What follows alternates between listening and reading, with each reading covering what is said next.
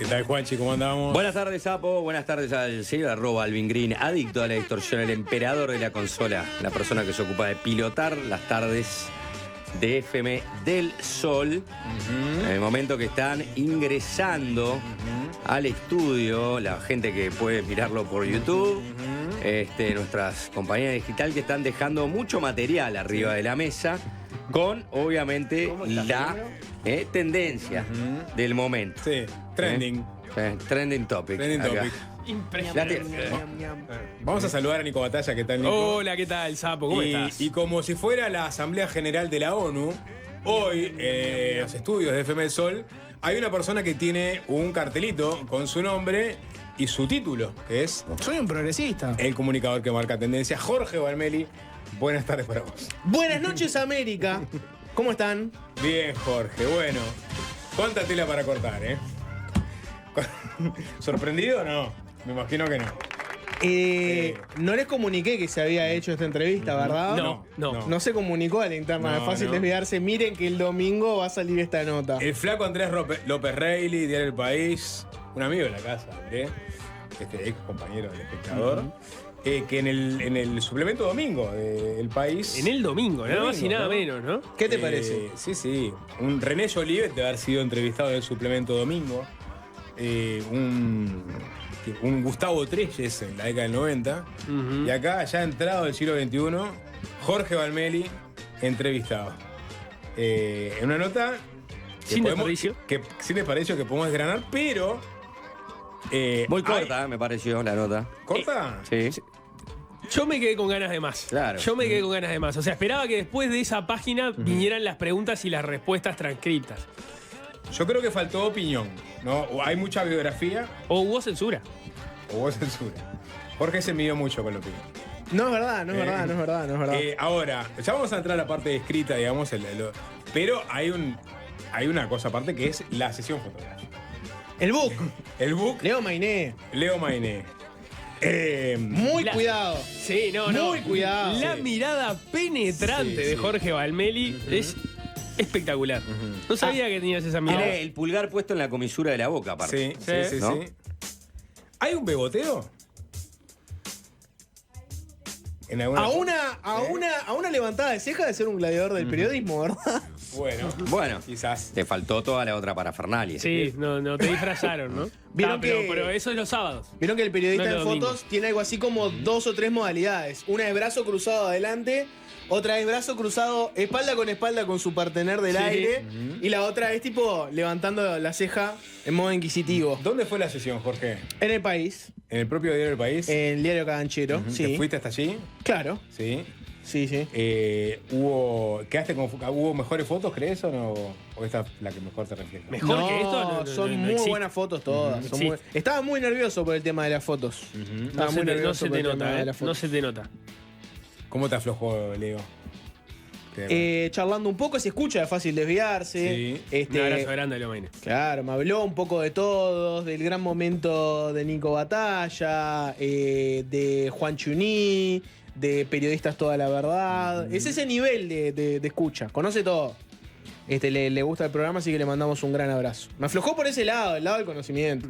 Dame una risa, ahí te decía dame una risa. después. Y con mucho anecdotario del fotógrafo, Por ejemplo, me contó una anécdota, no sé si estoy traicionando su confianza al decirla, pero le dije, vos debés haberle sacado fotos a todo el mundo en el espectro político, ¿no? Y existe el efecto de la parca Mainé, por ejemplo, de que te ha tocado sacarle fotos a alguien célebre y después hay un fallecimiento. Y me dijo que no, Pregunta rara. hablamos de la parca SAS. Y me dice no, Ah, bueno, Está bien, sí, está ya bien, era está la bien. marca porque atrás. conoce todos los códigos. Claro. Y me dijo no, y de hecho hay casos donde a veces lo han mandado a sacar determinadas fotos. Y, por ejemplo, una vez sacó una foto a Sanguinetti, ¿no? Creo que fue ciclo electoral 2019. Que Sanguinetti, después de que pierde la interna con Talvi, vieron que él empezó como a tomar un rol distinto, como ir para atrás. Mucha gente esperó que esa era como su momento de salir del escenario público. Y trágate, Talvi lo nombra secretario general del Partido Colorado. En una inteligente decisión política. Sí, Tal vez la jugada jugada ajedrez maestra. magnífica. Jugada maestra de Talvi.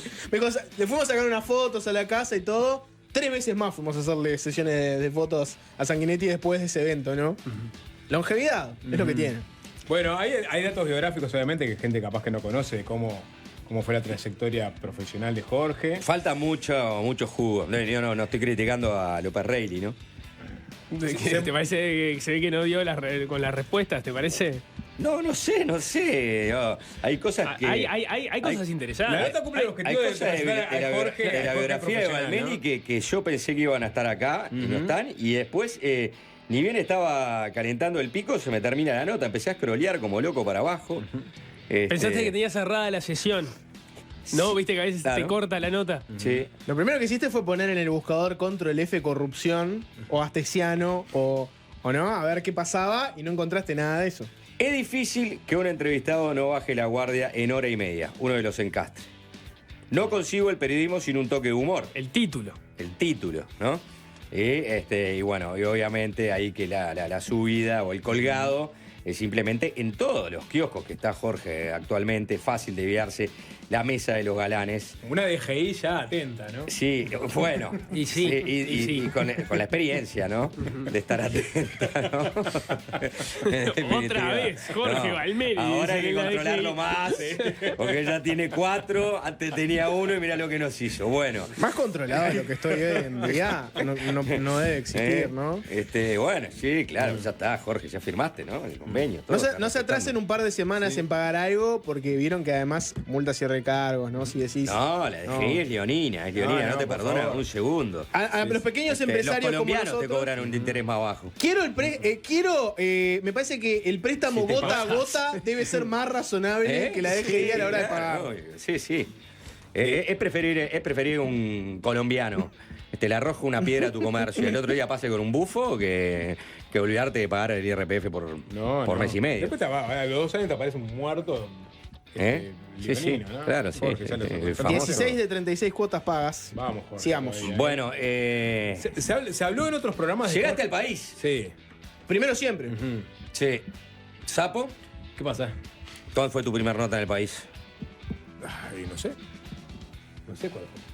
Quizás ¿Tenés una nota en el país? Sí. Tengo, sí. ¿Y no te acordás más o menos la fecha? Y seguramente sea o por el programa o por algún libro. El de Novelas con historias. Bien. Faltaba Valmeli nomás, porque ya sabemos que Nico tiene, ¿no? Su nota. Claro, la de en el Saquito. país. Esa es la de Saquito. Es en el país. De Saquito o Bebotito. La historia de dos productores en alza. Bebotito. ¿No? ¿Eh? Bueno, porque se manejó Jorge Bebotito, Bebotelli. Manuel. Jorge Bebotelli. Claro. Y no, Para no mí se puede no me esperar parece un menos, beboteo pero- esto igual en la foto. Es una es mirada. usted. Miralo, sí, claro. miralo 5 Sí. segundos seguidos. No. Sí.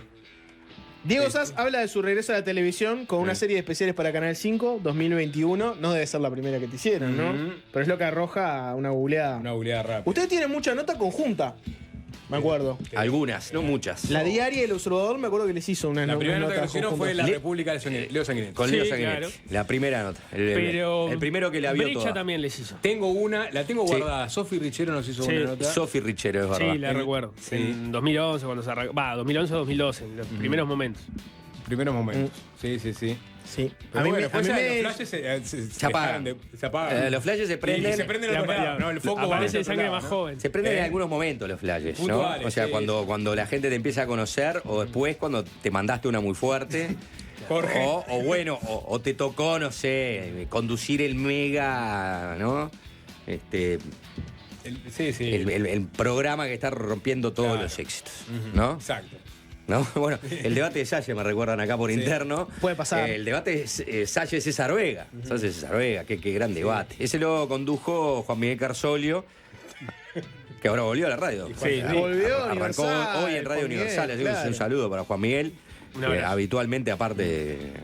Bueno, nos escuchaba, no sé si nos escucha. Amigo de este programa, Sí, Carsolio. ¿Pero para lo conducía él o los dos? ¿O ustedes? No, porque el asunto es que Marianel Marrone, que era la conductora de Desayunos Informales ese año 2019, estaba de licencia. Tuvo el buen tino de pedir No, no. licencia ese día. No. ¿Qué día es que viene Yo el Salle? dije que no quería hacer esa No, bizarreada no. al ¿A quién se aire. le ocurrió hacer un debate?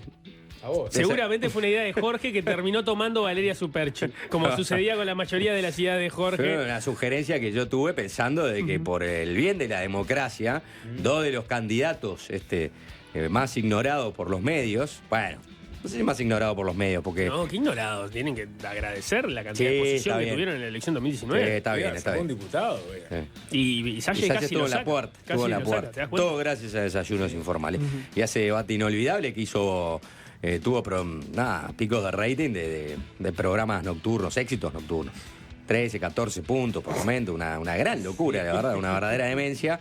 No hay tanta gente mirando televisiones ahora. No, estaban todos mirando. La gente fue a mirar la televisión. Cuando lo anunciamos ese debate, la gente fue a mirar. Prendé la En- tele. En 18 de julio la gente en los escaparates, sí, ¿no? sí, Mirando. Sí, fue impactante, ¿eh? Impactante. Nunca tuve tantas repercusiones en mi celular como ese debate de Salle-Lorier.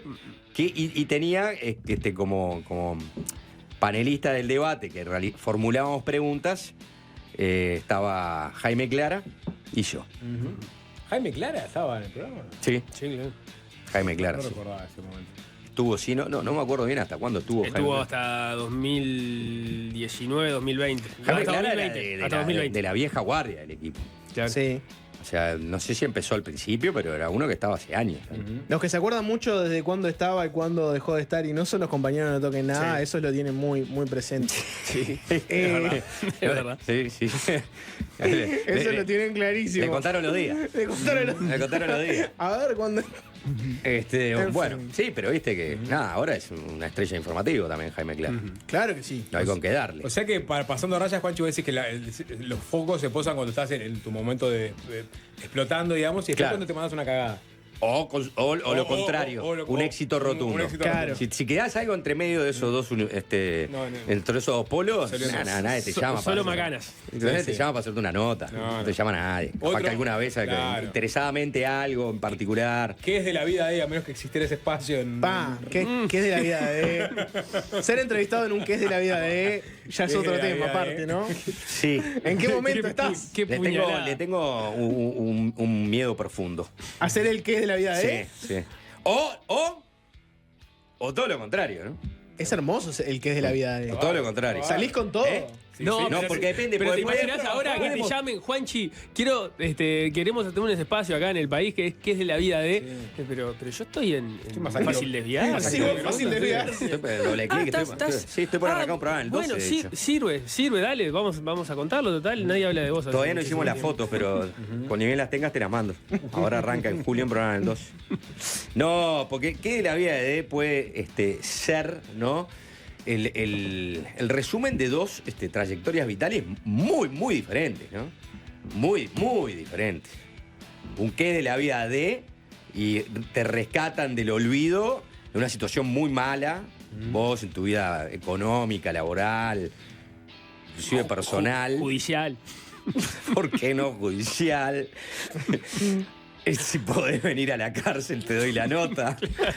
¿A cuál? A la de Domingo Arena. Tengo que Pero vos que pedir. eras muy joven. Y Cosas bueno. que no sabías de mí. Tengo que pedir permiso para dar la nota. Claro. Fui muy precoz. O podés tener una, al revés, una que demuestre una trayectoria fantástica, ¿no? ¿Qué de la vida de Diego Sass? Diego Sass dejó la radio y la televisión, inició un emprendimiento personal de cultivos orgánicos. Ahora vive en su chacra marítima, donde este emprendimiento lo ha promocionado como uno de los proveedores más importantes de los supermercados, de los grandes supermercados de Maldonado. En su rato libre hace surf. Cierro los ojos y me proyecto ahí, ¿no sabes? Todos te estamos viendo ahí. Es él, ¿no? Sí. Es él. Embretado Es por él. una serie de acusaciones de explotación laboral. Ha estado fuera de la luz pública desde hace un par de años. Sí. Y ahí es la pata oscura, ¿no? Sí, claro. ¿Por qué no da Después de nota? haber cerrado el caso judicial con A su ese favor, container a su de favor. trabajadores Claro. bolivianos a los Claro. cuales se A su generó favor. algunas deudas.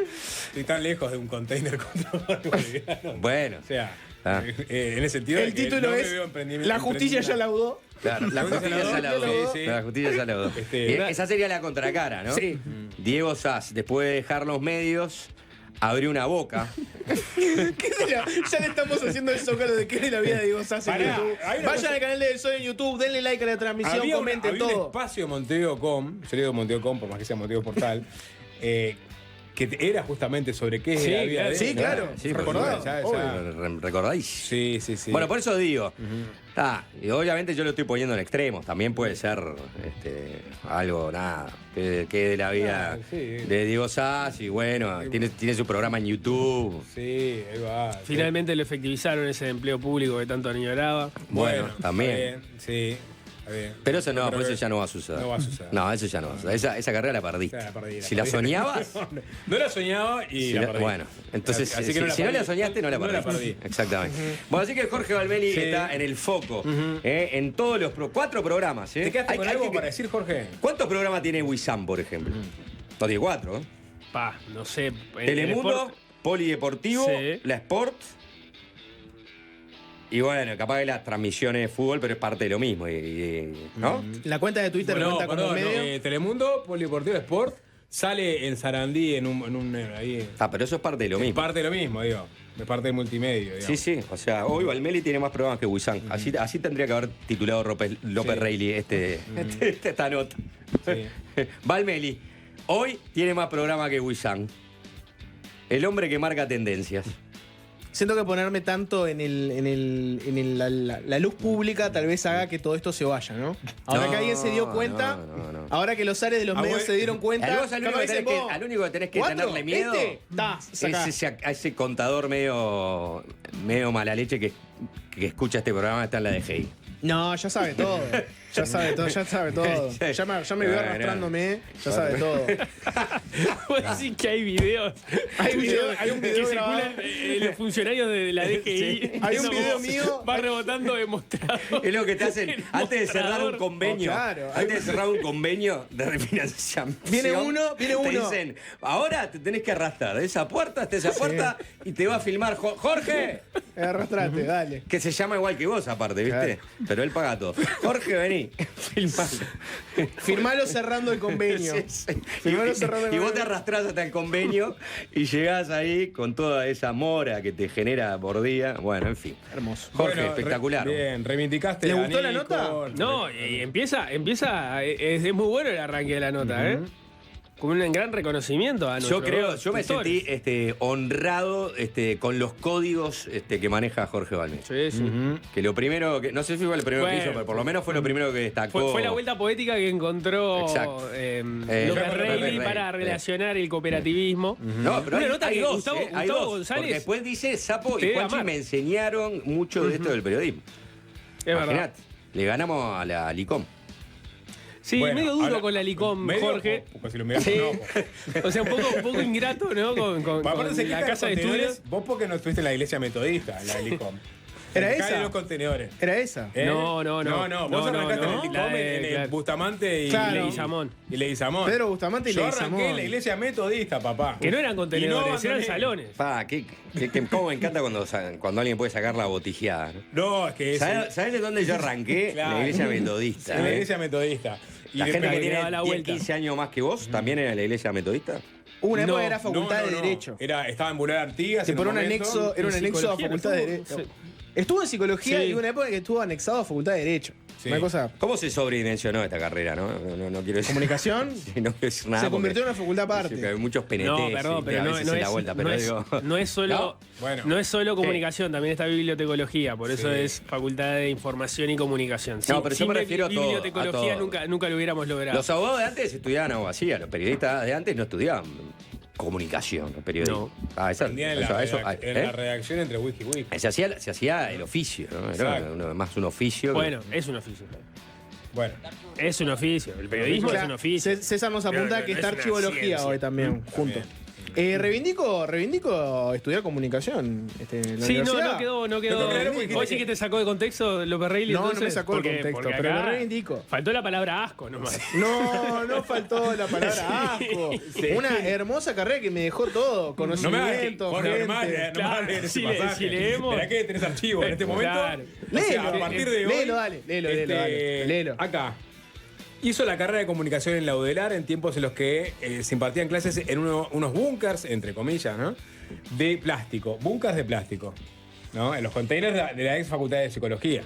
Él lo describió como búnker de plástico. Para él era ir a la guerra. Claro. ¿Entendés? No era el material, no eran Siguiendo de la plástico, psicología. Eran de algún tipo de metal.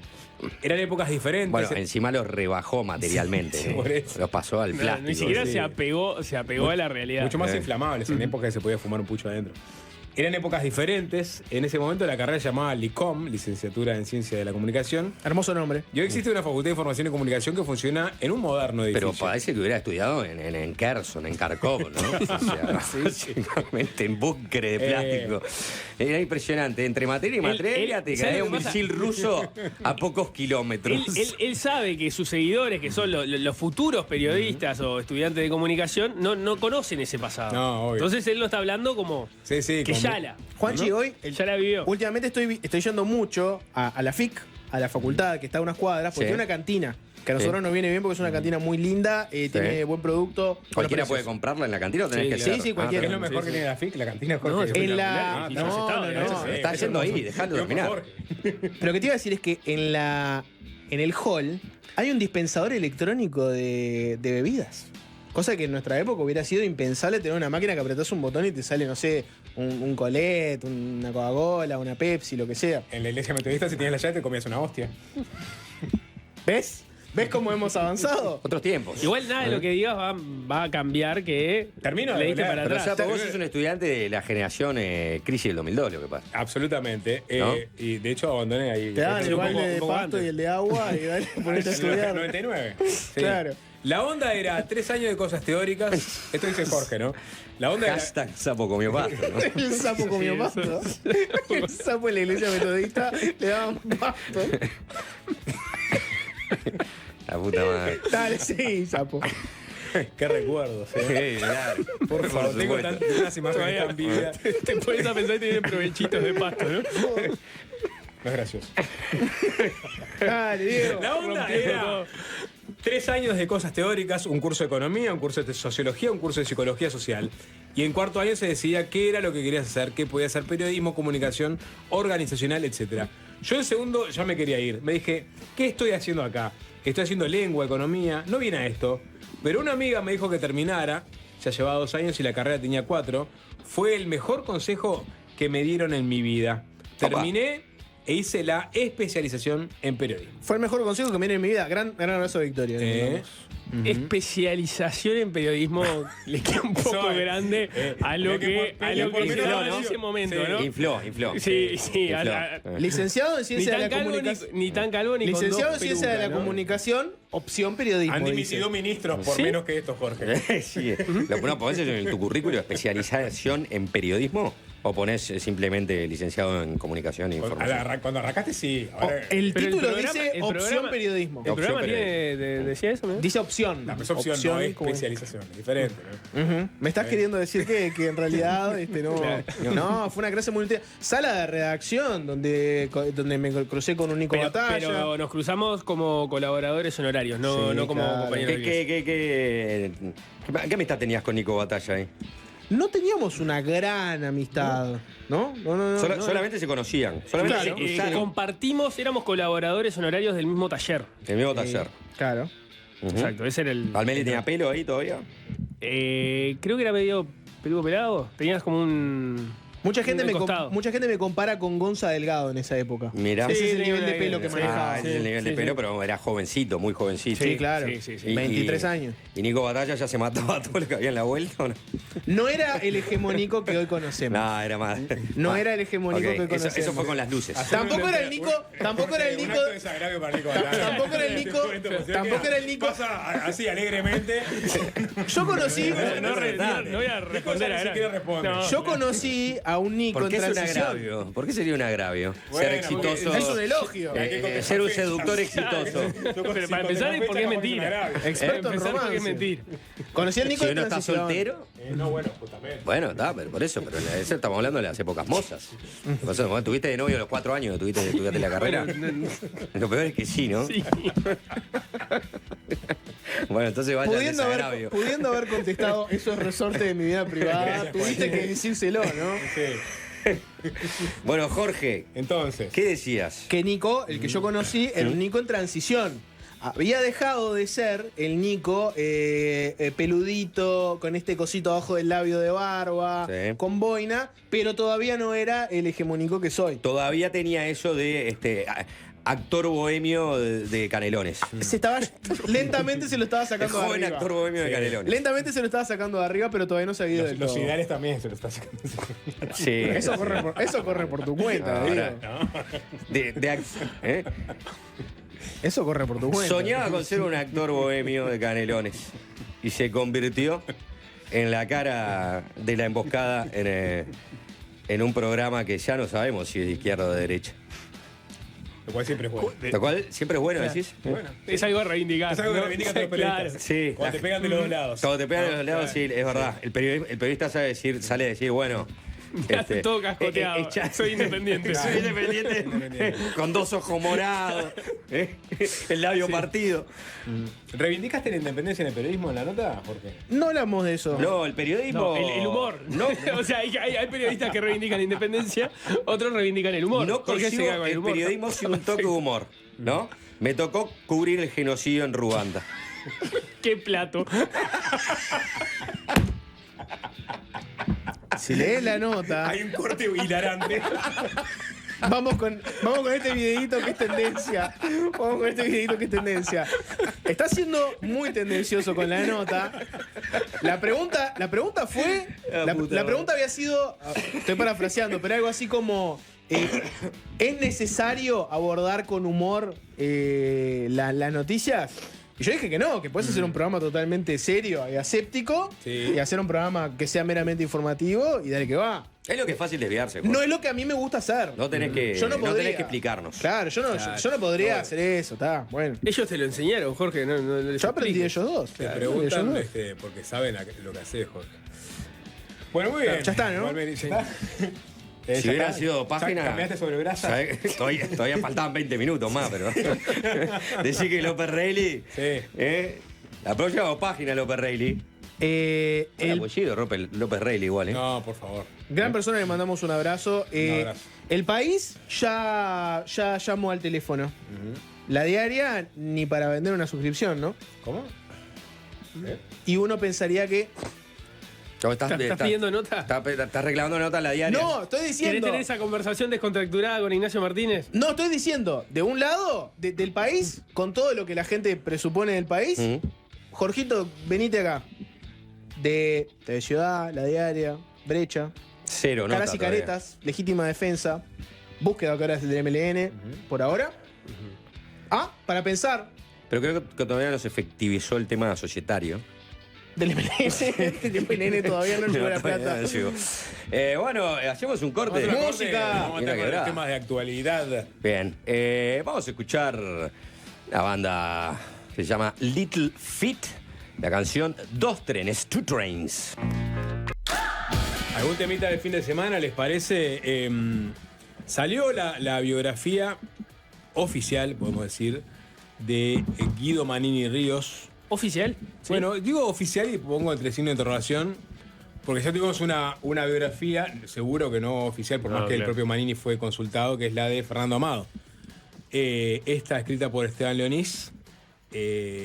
Bueno, quizás presente otras aristas de la vida de el ex comandante en jefe. Guido Manini Ríos, la verdadera historia, se llama el libro, y de este libro ya surgieron algunos datos que son noticiosos, ¿no? Y que refieren a episodios de hace unos años durante la pandemia.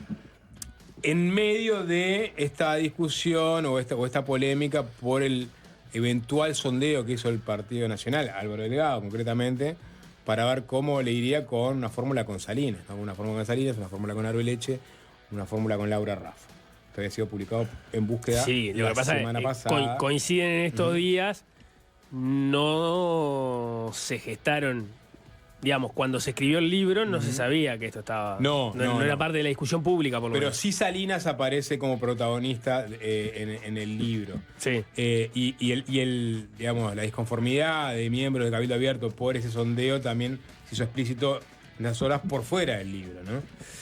Pero yendo a lo concreto, ¿no? Que es es el vínculo que tuvo Salinas con el Ejecutivo y particularmente con el presidente de la República, según la versión de Guido Manini Ríos en este libro, que habla de molestias que había en Torre Ejecutiva, y era porque Salinas no le había hecho caso en algunos asuntos, que le había hablado de mala manera en algún consejo de ministros al propio presidente.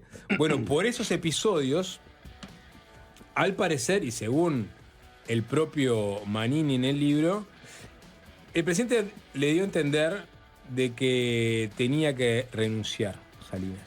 Nada más y nada menos, ¿no? Que fue después uno de los ministros con mayor aprobación durante los primeros 3 años de gobierno. Salinas siempre estaba arriba en el ranking, ¿sí? Y sin embargo, según la versión de Salinas, le habrían pedido elípticamente que dejara el cargo. Eso es por un lado, ¿no? Sí, es una impresión con la que se quedó Manini en una conversación con la calle Pou, en la que también participó Álvaro Delgado. Después de un sondeo que Álvaro Delgado hizo para averiguar No, cómo bueno, le iría pero bien eso es lo con que digo.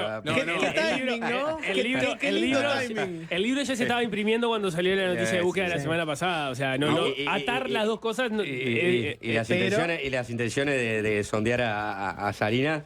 Bueno, eso ya no se había sabes, claro. impreso mucho antes. Sí, Esto eso fue, es verdad, sí, eso es esto verdad. fue entre abril y mayo de 2021. Recordarán que meses cruciales para el devenir de la pandemia en Uruguay. Era cuando no estábamos blindando a Abril. Exactamente. Y estaba, como decía Nico, Álvaro Delgado, estaba el presidente, y según Manini, si bien no le hicieron el pedido directamente, esto lo publica El Observador, criticaron la gestión del ministro cabildante. Y textual de Manini, a buen entendedor, pocas palabras. Está, pero lo que digo es, el presidente tiene la potestad de de pedirle la renuncia al ministro directamente, ¿no?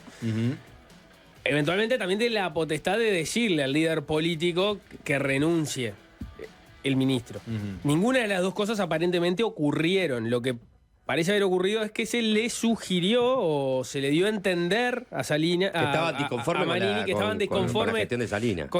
ahí está, y que entonces ¿Desde dónde eventualmente Manini interpreta la posibilidad de que se le haya sugerido una renuncia? Sí o no. En el libro, el líder de Cabildo Abierto también señala que Salinas le decía que las discusiones con Torre Ejecutiva eran constantes y que más de una vez se sintió desplazado. Incluso dice Manini que en ciertos momentos hasta mencionó la posibilidad de renunciar. Pero O sea, fueron hechos, me parece que los que estamos en el periodismo conocemos, ¿no? De esa época, ¿no? Lo que es noticia es que Manini lo reconoce. Claro. Te puedo recordar alguno, si querés, que capaz que no aparece tan mencionado ahí. Esto primero capaz que es un poco antiperiodístico, porque se lo voy a preguntar al aire, ¿no? Vieron que la calle Pou siempre dijo, cuando le preguntaron por el tema de la libertad responsable, que él cuando toma la decisión, había gente en el entorno que en realidad lo que le recomendó fue ser mucho más restrictivo. Y él habló de ahí, de gente conocida, etcétera. Llegó a decir que había gente en el entorno político también, pero nunca llegó a ponerle nombre y apellido.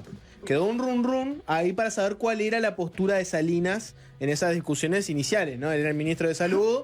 ¿Qué postura había tenido Salinas? Quedó el run de si Salinas era uno de los que hizo una fuercita como para decirle al presidente, capaz que en realidad hay que ir para el lado de mayor restricción.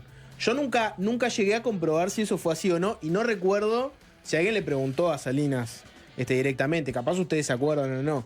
Yo me acordaba de ese primer tema, ¿no? ¿Qué postura había tenido Salinas ahí? Y segundo, Sapo hacía un poco la cronología, ¿no? Ahora lo fui a buscar. El 7 de julio de 2021, esto es una nota de la diaria que estoy leyendo, Salinas defendió las medidas aplicadas para combatir el coronavirus, este es el titular, pero reconoció que la restricción de la movilidad hubiera influido 15% en la reducción de la mortalidad.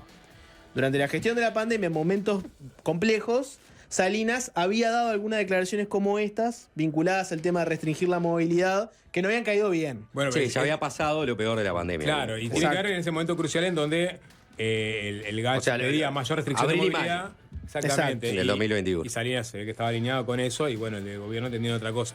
Pero esto que quizás esto es más político o más. Yo creo que hay una acusación más fuerte que tiene que ver con aquel episodio de Pfizer. ¿Recordarán? El Franco Alaya. Franco Alaya, octubre de 2020, había una incertidumbre importante en el mundo entero por la posibilidad de acceder a vacunas que se estaban desarrollando en ese mismo momento. Había aparecido el mecanismo COVAX de la Organización Panamericana de la Salud, que era un pool de vacunas que iban a llegar a todos los países que las pidieran. Eventualmente se pensaba que con esas vacunas iba a ser suficiente, iban a llegar en tiempo y forma para vacunar a la población. Con el diario del lunes, esas vacunas eran insuficientes, llegaban tarde. Pero bueno, en ese momento nadie sabía muy bien qué iba a pasar con el mecanismo COVAX. El gobierno estaba recostado sobre ese mecanismo, si bien estaba negociando también con algún otro laboratorio. Y llega una comunicación del laboratorio Pfizer, que estaba desarrollando esta vacuna, que después a la larga sería una de las más importantes a nivel global. Bueno, le llega al coordinador de Relaciones Internacionales del Ministerio de Salud Pública, Franco Alagia, la oferta de Pfizer para comprar vacunas, ¿no? Digamos, de primera mano, ¿no? O sea, ser de los primeros. Bueno, lo que conocimos en su momento es que Alagia rechazó el ofrecimiento hecho por Pfizer. Esto se conoció unos meses después, cuando Búsqueda publicó que el presidente estaba al tanto de esto y que después termina pidiéndole la renuncia a Alagia. El gobierno toma la posta de la negociación de las vacunas. Y lo que trascendió en su momento es que Alagia había respondido sin hacer consultas a las autoridades del ministerio. Algo que nadie salió a desmentir enfáticamente. Lo que explicó Manini Ríos en su momento, cuando cesaron a que era coordinador de las Relaciones Internacionales del Ministerio de Salud Pública, Franco Alagia, que estaba allí puesto por Cabildo, lo que dijo Manini Ríos es que en realidad su explicación, que se la dio a Radio Monte Carlo en diciembre del 2020, fue que Alagia había actuado de esa manera en una situación muy distinta, ¿no? Cuando no había la curva de contagios que estábamos teniendo en ese momento. Por ende, la situación era otra, lo cual es una explicación muy endeble, porque la necesidad de tener vacunas estuvo desde el principio, y que le había informado a vacunaciones del ministerio que había recibido este pedido de Pfizer y que él mismo lo rechaza, entendido que no se necesitaban las vacunas. Pero reconoce Manini, iba a aplicar el mecanismo COVAX. Exacto, y reconoce Manini que donde había fallado Alagia era en no avisarle a las autoridades políticas del ministerio. Claro, Manini... Sargiani y Salinas. Lo cierto es que todo este tema fue un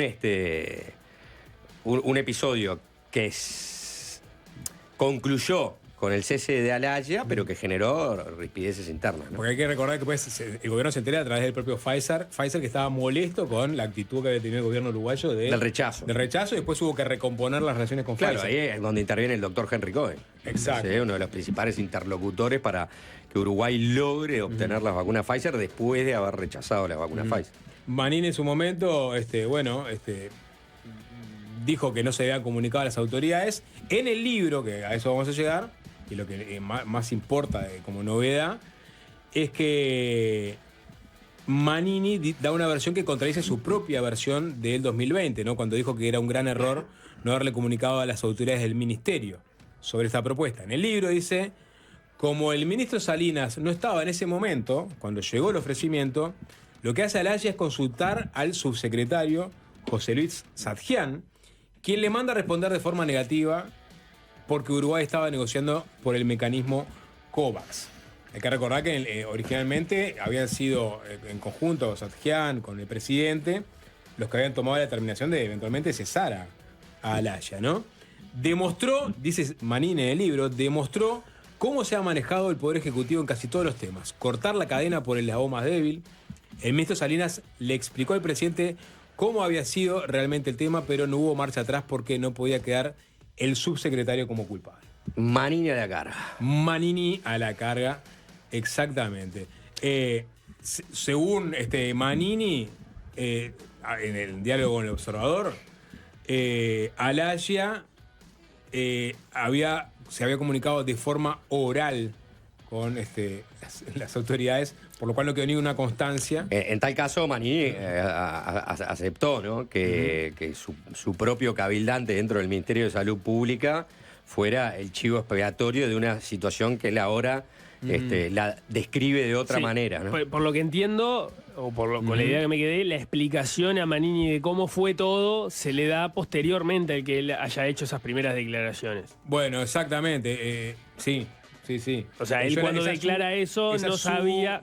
Claro, pero después a propio Salinas también le preguntaron, voy a una nota de búsqueda, ¿no? No habló con Salinas, no habló con Alaya, Manini, en ese momento. Claro, bueno.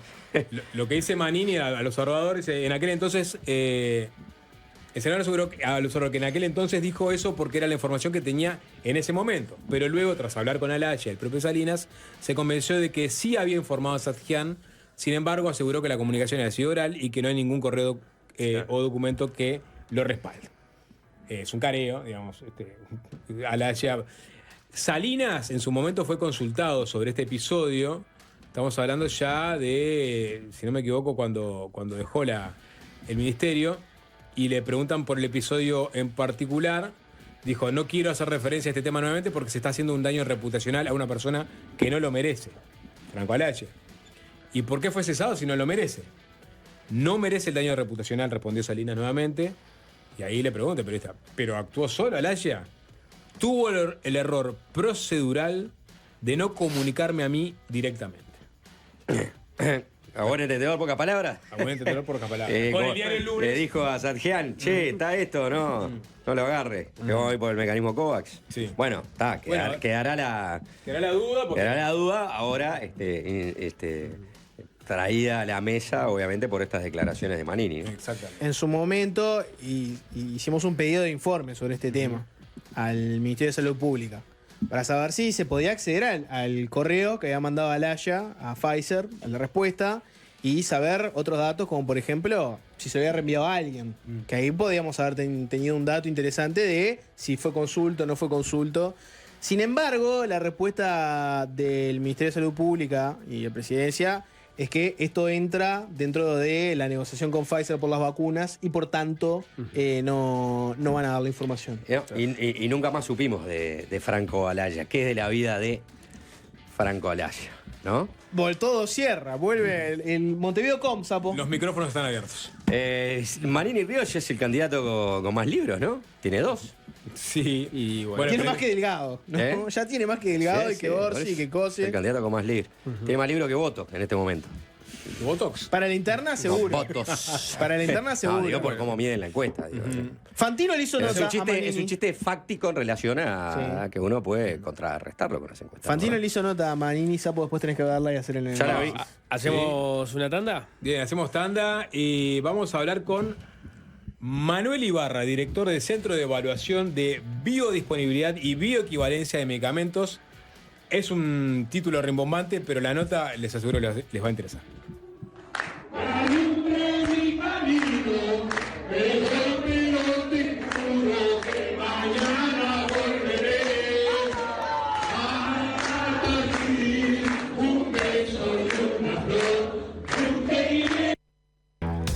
La Cámara de Senadores aprobó la semana pasada de manera definitiva la adhesión de Uruguay al Tratado de Cooperación en materia de patentes, conocido por sus siglas como PCT.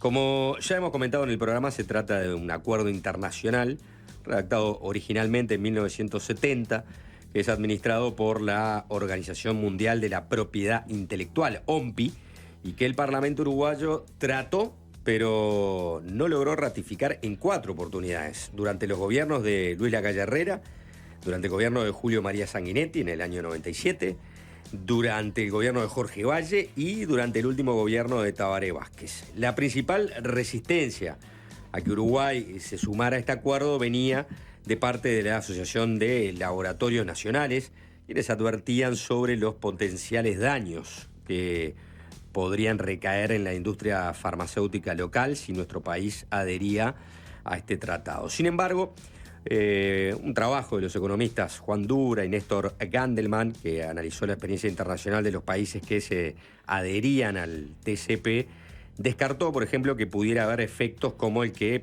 pronosticó la Asociación de Laboratorios.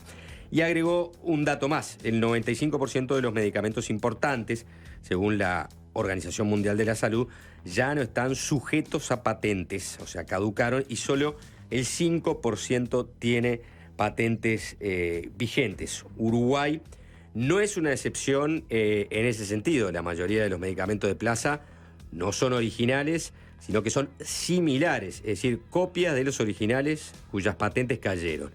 Ahora bien, ¿cómo se evalúa que los efectos de estas copias sean parecidas a los medicamentos originales, o mejor dicho, esto efectivamente se evalúa en nuestro país? Bueno, ese es el foco de la conversación que vamos a tener con Manuel Ibarra. Manuel es doctor en química, profesor titular de biofarmacia y terapéutica del Departamento de Ciencias Farmacéuticas de la Facultad de Química y director del Centro de Evaluación de Biodisponibilidad y Bioequivalencia de Medicamentos, el CEBIOBE, así se lo conoce por sus siglas también, que funciona en el Hospital de Clínicas. Manuel, bienvenido. Ya con esto dejé a la gente aterrada, ¿no? Biodisponibilidad, bioequivalencia. Bueno, le vamos a ir entrando, vamos a ir desgranando el tema de a poquito, una nota que surge justamente a partir de las notas que ya veníamos haciendo sobre el Tratado de Cooperación de Patentes con las distintas patas, ¿no? Hicimos una nota con el abogado de los laboratorios, hicimos una nota con científicos, parte de nuestro Sistema Nacional de Investigación, que estaban a favor del tratado, hicimos una nota con el economista Juan Dura. Bueno, ahora nos vamos a meter más con esta pata. Manuel está especializado en farmacocinética, que es una rama de la farmacología que estudia los procesos que atraviesa un fármaco desde el momento en el que es administrado en el cuerpo de un paciente hasta su total eliminación del cuerpo. Expliquemos mínimamente, ¿no?, en qué consiste esto de estudiar esa interacción entre el medicamento y el paciente y por qué es importante analizarlo. Bien, bueno, muy buenas tardes. Muchas gracias por la invitación, un placer estar acá. Sí, tal cual. Las temáticas estas, la adhesión al PCT y la bioequivalencia, primero como dejar ahí dicho que no son temas que van por caminos independientes, o sea, son temas independientes, se pueden tratar de manera independiente, pero históricamente hay una cierta correlación y por eso muchas veces que se habla de un tema, el otro surge en la conversación. Así que bueno, buenísimo. Lo trae a flote, digamos. Exacto, buenísimo poder estar hablando de eso. Lo que nosotros investigamos en Facultad de Química y en el CEBIOBE también, bueno, es un poco la interacción medicamento-organismo. Básicamente hay un principio básico de farmacología clínica, que es que el efecto de un principio activo, ¿tá?, la fuerza que promueve ese efecto es la exposición qué tan expuesto está un paciente al principio activo, ¿sí? Y eso se mide, uno puede tomar muestras en distintos fluidos del organismo, puede medir la concentración, o sea, el nivel de exposición a fármaco a lo largo del tiempo. Y eso es producto de una determinada dosis. Entonces, dosis, exposición, efecto están correlacionados y uno regulando la dosis, regulando cómo administra un medicamento, puede regular la exposición, entonces puede regular el efecto en un paciente. Las otras herramientas que tenemos para regular el ingreso de un fármaco al organismo son los aspectos de tecnología farmacéutica. Y ahí entra toda la conversación de los medicamentos, distintos tipos de medicamentos, distintas formas de liberación, asociadas también a distintas vías de administración. No es lo mismo un medicamento administrado por vía intravenosa que un medicamento por vía oral, etc. Pero en esa relación básica de farmacología clínica, que es dosis, exposición, respuesta, es lo que nosotros más investigamos, y en el CEBIOBE puntualmente lo investigamos, o sea, hacemos énfasis en la influencia que tiene el producto medicamento, y puntualmente en las marcas, con lo que se puede decir marcas comerciales. Son medicamentos, especialidades farmacéuticas que tienen el mismo principio activo, ¿tá?, o sea, el mismo fármaco, la misma molécula que hace el efecto, pero pueden diferir en otros componentes que también hacen al medicamento. Y esos componentes son lo que llamamos excipientes, son componentes inertes, pero que son muy necesarios para distintos, desde cosas simples como por ejemplo darle sabor a un jarabe, para que un niño lo pueda... Hasta darle consistencia a una pastilla, por ejemplo. Exacto. Eso es un excipiente y para facilitar un proceso productivo también. Después hay componentes que no son tan tangibles, pero el medicamento es un producto y es el resultado de un proceso. La tecnología farmacéutica aplicada en ese proceso es uno de los componentes que hace al medicamento. El acondicionamiento, el dispositivo, muchas veces pensamos en dispositivos de liberación como por ejemplo inhaladores, ¿sí? Esos a veces juegan un rol muy importante porque terminan regulando la cantidad de cada dosis, por ejemplo. Entonces, esos componentes hacen que medicamentos que tienen el mismo principio activo, pero producidos por distintas compañías y en distintos laboratorios, distintas condiciones, distintos excipientes quizás, puedan tener puedan generar, al administrar la misma dosis, una distinta exposición. Y por lo tanto eso puede generar un distinto efecto. Vos tomás Sapex 2 miligramos, cuyo principio activo es X, y podés tomar Juanchex 2 miligramos con el mismo principio activo, pero por ejemplo los efectos sean absolutamente diferentes, cómo los transita, vamos a decir, el paciente, quien lo toma, y eso, por ejemplo, rever que se tenga que ajustar la medicación, es decir, puede ser lo mismo, no necesariamente es lo mismo que tenga el mismo principio activo, que sea la misma dosis concentrada, pero puede tener efectos totalmente diferentes. Ahí va. Sí, lo primero que puede pasar es que puedan tener exposición diferente. Después, que esa exposición genere un efecto diferente, depende muchas veces del tipo de fármaco que estamos hablando. Cuando se dice exposición, es decir, por ejemplo, cuánto tiempo está esa droga en mi organismo. Claro, cuánto tiempo y en qué nivel. ¿Y en qué nivel? Eso depende de en qué punto del aparato digestivo, por ejemplo, se digiera. Por ejemplo. Depende mucho del rendimiento que tiene. Por ejemplo, si hablamos por medicamentos administrados por vía oral, cómo se da la disolución del principio activo en el estómago, en el intestino, cómo va el principio activo a ingresar a la circulación sanguínea. Esa es la exposición. Y eso está asociado al excipiente. O sea, pero no tenés que copiar, para hacer un similar, ¿no tenés que también copiar los excipientes? No necesariamente. No necesariamente. No. Puede haber diferencias de excipientes. Sí. O sea, ahí empezamos un detalle más fino, pero no necesariamente. Claro. Entonces, ahí hay distintos principios activos. Hay principios activos que diferencias en exposición menores. O sea, si yo, por ejemplo, piensen si yo administro una dosis un poco mayor o un poco menor, puedo impactar en el resultado clínico, o sea, en el efecto que el medicamento le va a hacer al paciente. Puedo impactar, por ejemplo, en generar, porque un principio activo lo administramos con dos objetivos, básicamente. Lograr el efecto que queremos por el tiempo que queremos en el paciente, pero además evitar la aparición de eventos adversos. O sea, evitar toxicidad, que es algo que un principio activo, si se va si quedamos con una sobreexposición, puede generar.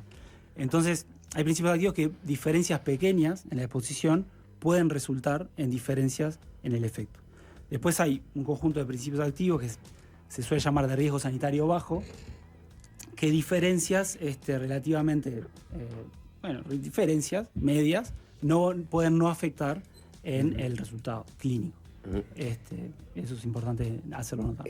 Cuando un laboratorio copia un medicamento, ¿qué es lo que copia? En definitiva, seguro el principio activo, pero después intenta también copiar todo el resto, es decir, que el excipiente sea muy parecido, o los excipientes. Depende. Depende y ahí entramos en lo que es la bioequivalencia. Capaz que podemos ir un poco más atrás y ver el medicamento innovador. Bien. Yo hoy hablé de los objetivos terapéuticos, ¿no? Eficacia y seguridad. O sea, un medicamento, además de tener esos componentes que ya mencioné, un medicamento está aprobado por una autoridad sanitaria competente con una determinada indicación, ¿sí? En pacientes de determinado tipo. O sea, el medicamento también se completa en su definición con eso, con la aprobación regulatoria para poder ser comercializado. Y las autoridades, para dar esa aprobación, lo que exigen es que la empresa que quiere comercializar el producto dé evidencia de que su medicamento es de calidad farmacéutica, o sea que cumple con los objetivos o maximiza cumplir los objetivos para los cuales es administrado, eficacia y seguridad. ¿Sí? Bien, entonces, cuando hablamos de un nuevo principio activo, un nuevo fármaco, o sea, un fármaco que no existe y se empieza a investigar, hay todo un camino para transitar, para recolectar la evidencia que respalde esa eficacia y la seguridad. ¿Sí? Y ese camino empieza generalmente en laboratorio, después pasas por ensayos preclínicos en animales, modelos animales, experimentación animal, después empezás en humanos, en un grupo reducido, en general son voluntarios sanos, todavía no vas al paciente, ahí estás evaluando toxicidad, después vas a pacientes. Todo es un proceso que está muy regulado por autoridades sanitarias de referencia mundial y bueno, que demora unos 15 años en promedio y tiene una inversión bastante importante por parte de la compañía. 15 años en promedio es lo que demora desde del momento de la investigación Exacto. hasta patentar el medicamento, por ejemplo. No, el medicamento lo patentan Sí, cuando empiezan a investigar. cuando empiecen a investigar. Pero las patentes son como familias de patentes. Vos primero patentás el fármaco, pero después también podés patentar el medicamento, o sea, tu Bien. forma farmacéutica. Sí, por decirlo. perfecto. ¿Ah? Se Y vas entiende. agregando para extender lo más posible el periodo de exclusividad, que es el incentivo para que una empresa se embarque en este proceso que es riesgoso y que tiene una inversión importante. Entonces, cuando tiene la aprobación, en general las empresas innovadoras se hacen uso del periodo de exclusividad. Se trata de estirar, o sea, terminan siendo unos Sí. 15, 20 años, pueden ser. El periodo de exclusividad. Exacto. Y ahí la empresa tiene el monopolio y ahí es cuando hablamos de medicamentos, por ejemplo, de alto precio. O sea, tenemos el medicamento que es, la sociedad accede, el acceso es limitado, accedes a una marca comercial a un precio alto, porque es el precio que pone esta empresa que supuestamente Para recuperar la inversión. Exacto. Entonces, cuando termina ese periodo, Mm. ahí aparece la posibilidad de terceros a hacer uso. O sea, ahí Cuando cae ya la no está patente, la digamos. protección patentaria. Ujú. Ahí va. Entonces A no ser ahí que se haya prorrogado por X razones. Exacto. Pero si cae, ahí ya se puede copiar el medicamento sin exacto, problema. exacto. Entonces ahí aparece, también es un interés de la sociedad, ¿no? Que laboratorios, que no son el innovador, empiecen a producir y a traer, porque ahí ganás en accesibilidad y los precios obviamente bajan. Porque la autoridad sanitaria no le va a pedir a estos, a los nuevos laboratorios interesados en comercializar el fármaco, que demuestren todo lo que el original ya demostró para el principio activo. Lo que tienen que probar, lo que tendrían que probar, es que entregan el fármaco al cuerpo de una manera similar a la que hace el innovador. O sea, Claro. que si yo doy una dosis del medicamento similar y doy una dosis de la misma dosis del medicamento innovador, la exposición es similar. Vos tenés que probar eso. El mío funciona, Exacto. la bioequivalencia. Exacto. Funciona igual que el Exacto. original. Eso, ahí y va. ya tuvo todo ese proceso de, Ahí va. regularización mucho más riguroso y, Claro. extendido en el tiempo. Claro, porque la empresa que quiere comercializar el medicamento similar va a respaldar la eficacia y seguridad de su producto en toda la evidencia que juntó el innovador. Pero acá vos dijiste, ahí se convierte en un similar, que no es un genérico. Bien. Porque el similar no pide una bioequivalencia, es decir, que se libere en el mismo momento que Ahí el va. medicamento original. Ahí va. Cuando un medicamento, cuando pasó ese periodo de exclusividad y aparece una empresa que quiere comercializar el mismo principio activo y se le exige que cumpla bioequivalencia, o sea, ese similar tiene que demostrar en un ensayo clínico, se llama un ensayo de bioequivalencia, que logra una exposición similar en humanos, similar al original. Cuando demuestra eso, ahí es cuando a ese medicamento le empezamos a llamar genérico o bioequivalente o intercambiable según la regulación de la cual estemos hablando. Esto varía país a país. Antes, o sea, un medicamento que es una copia, pero no una copia en el sentido peyorativo, es porque tiene el mismo principio activo, Pero viene en un formato diferente. exacto. Ese medicamento le llamamos similar, para diferenciarlo del bioequivalente. ¿Por qué lo queremos diferenciar nosotros? Porque en Uruguay la exigencia de bioequivalencia empezó a partir del 2007 para una lista reducida de principios activos que se ha extendido después en 2016, pero estamos hablando de 34 principios activos a los cuales se les exige bioequivalencia. Que son para Alrededor de ese tratamientos número. oncológicos, ese tipo de cosas. No, justo No, para oncología, estamos hablando para administración oral. oral. Son, por ejemplo, inmunosupresores, anticonvulsivantes, antirretrovirales, que son los fármacos para tratar el VIH, algún anticoagulante. Son fármacos que sí se consideran son de riesgo sanitario alto, o sea, un poquito de diferencia de exposición puede generar una diferencia en el efecto, pero hay otros que también se podrían considerar con un cierto riesgo sanitario que no están... claro, que no están en la lista. ¿Cuáles son esos que no están en la Y hay lista? muchos, por ejemplo, Sapo me preguntaba por los oncológicos. Los medicamentos oncológicos de administración oral no están en la lista. De cualquier manera, los laboratorios nacionales que producen esos medicamentos, hasta donde yo sé, demuestran bioequivalencia porque están exportando. Ajá. Y también, bueno, seguramente por cuestiones, también a veces se prueba bioequivalencia por cuestiones de marketing para demostrar que tu producto e ir con esa información, porque es una información de peso al final. Esto significa entonces que del resto son todos similares porque la gente no hace bioequivalencia. Claro, porque no se exige. No se exige. Entonces, al no exigirte, salvo que vos tengas intenciones de exportar o de tener una mejor presencia en el mercado, no haces equivalencia, liberás en el mercado un similar. Sí. Y, a ver, perdón, porque acá en la previa nos enteramos que, por ejemplo, hay algún analgésico, por ejemplo, para poner un ejemplo puntual, ¿no? Sí. No vamos a dar marca, pero de que uno piensa que va a hacer efecto en... El Claro. original hace efecto en 6 horas y el que tomás acá hace efecto al otro día. Claro, ese es un gran punto, porque la regulación nuestra tomó, a ver, haciendo un poco de historia, vos tenés un mercado farmacéutico que creció mucho, tenemos muchos laboratorios nacionales, por suerte, que tienen un buen desarrollo, que crecieron mucho haciendo similares. ¿Ah? Eso a la sociedad le dio mucha accesibilidad y precios bajos de los medicamentos. O sea, cuando teníamos un medicamento, un fármaco que estaba bajo el periodo de exclusividad en Estados Unidos o en Europa, acá lo podíamos tener comercializado como un medicamento similar. Y eso a la sociedad, obviamente, es una ventaja en acceso. El tema pasa a ser asegurarnos de que estamos estudiando, que conocemos este otro aspecto de calidad farmacéutica que es bastante importante, que es cómo el medicamento entrega el fármaco en el organismo. O sea, qué niveles de exposición logramos después de que damos este producto, este medicamento similar. ¿Ah?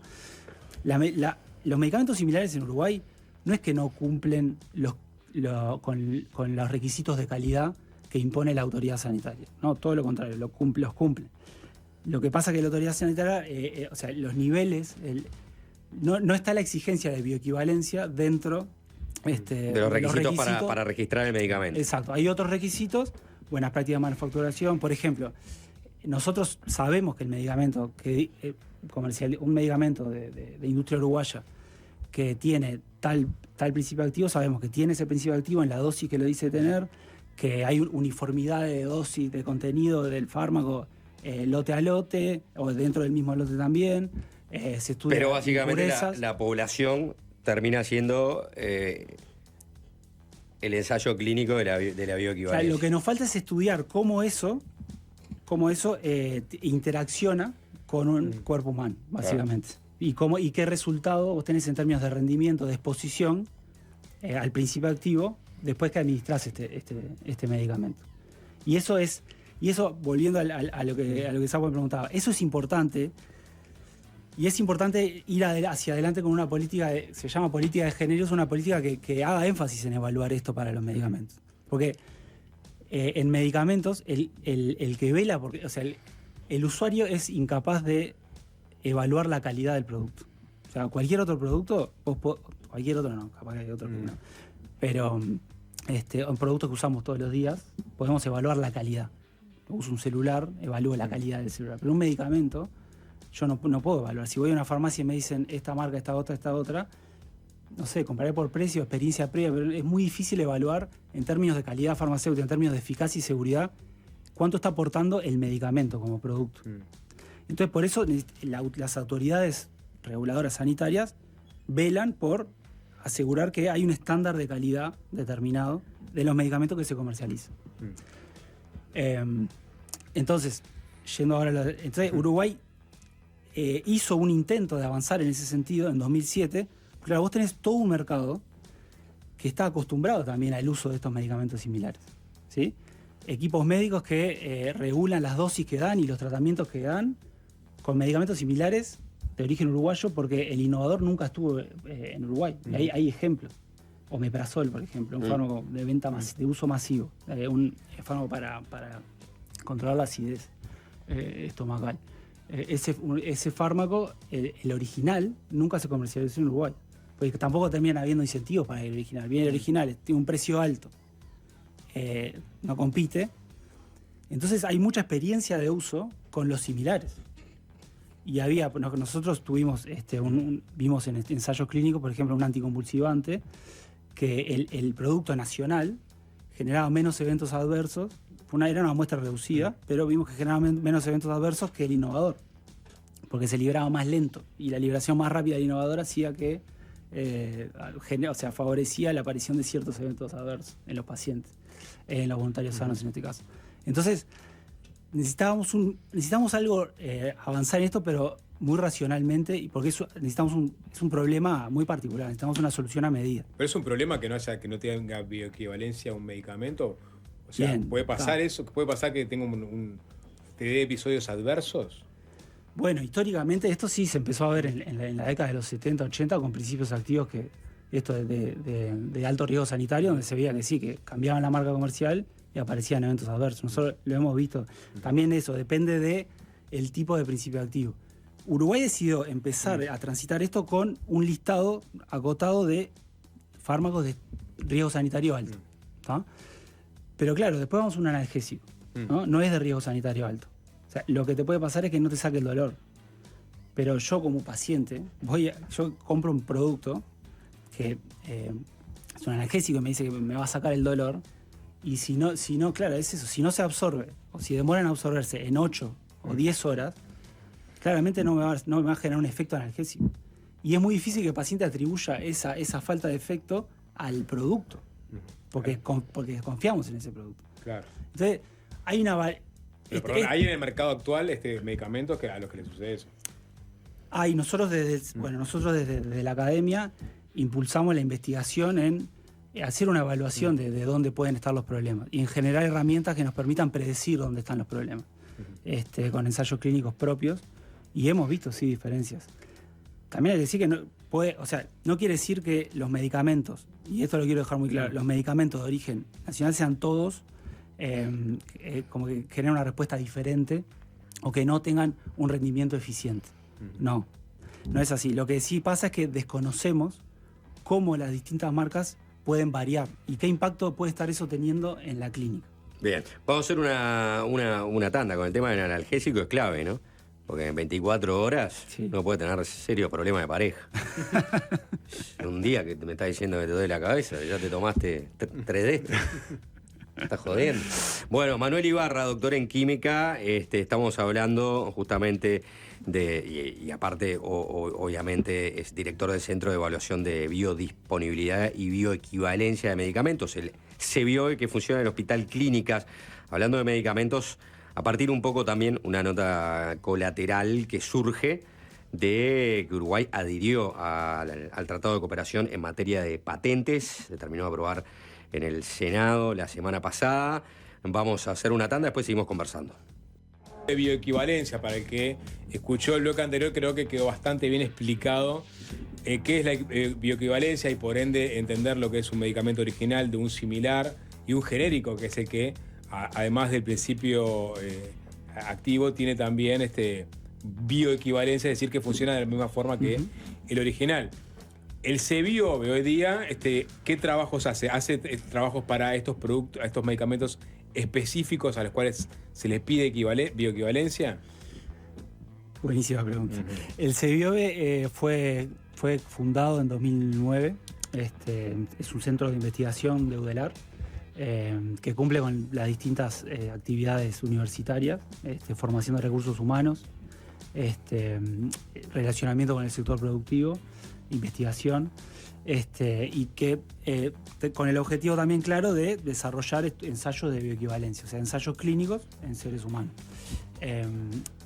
También fue como una respuesta también al decreto de bioequivalencia que fue aprobado, que entró en vigencia en 2007, con esta lista de prioridad que estábamos hablando, entonces, para tener un centro de investigación público que pudiese dar ese servicio.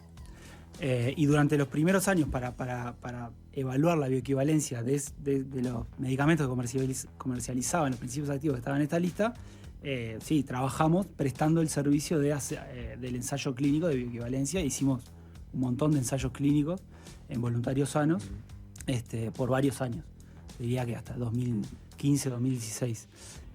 Claro, llegó un momento que los principios activos de la lista ya empezaron a demostrar bioequivalencia. O sea, una vez que un medicamento demuestra bioequivalencia bajo ciertas condiciones, si mantiene esas condiciones de producción, no tiene que volver a evaluar la bioequivalencia. También estamos hablando de un ensayo clínico que tiene sus costos, ¿no? Económicos, éticos, o sea, todo es evaluado por el Ministerio de Salud, etc. O sea, no es que el ensayo sea tampoco liviano, digamos, en términos de costos. Eso es algo razonable que también se planteó como algunas dificultades a medida que íbamos avanzando en la implementación del decreto, ¿no?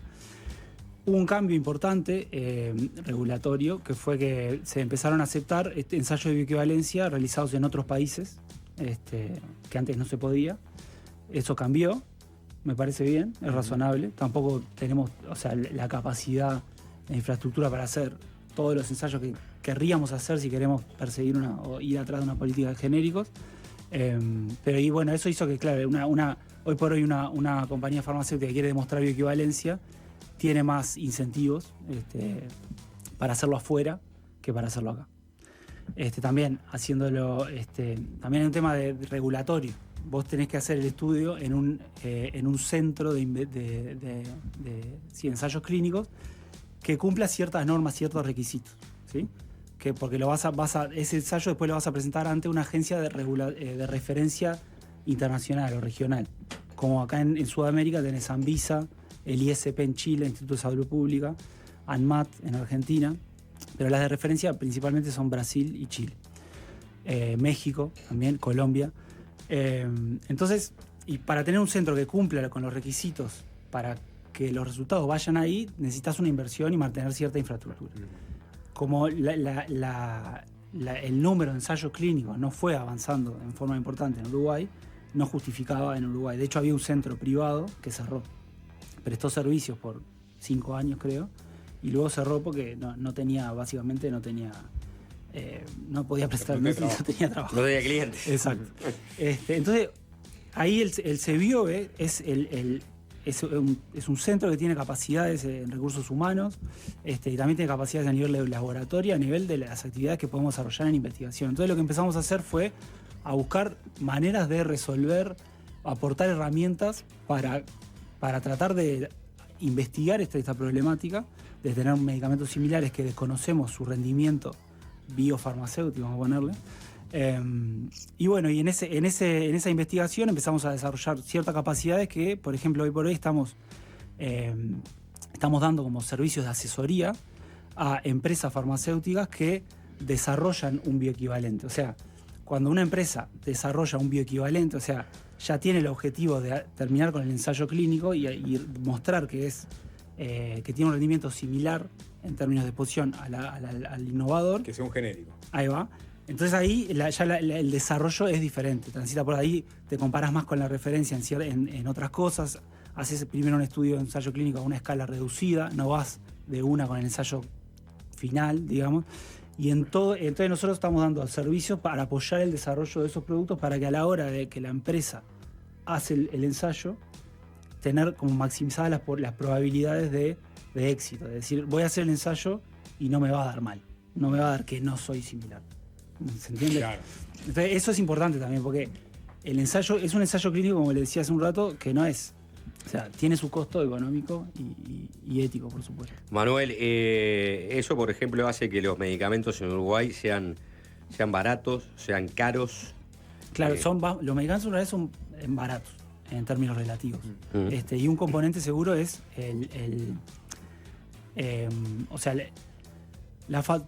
puede ser facilidad, puede ser visto como... el no exigir cumplir bioequivalencia, sin duda es... te pone en una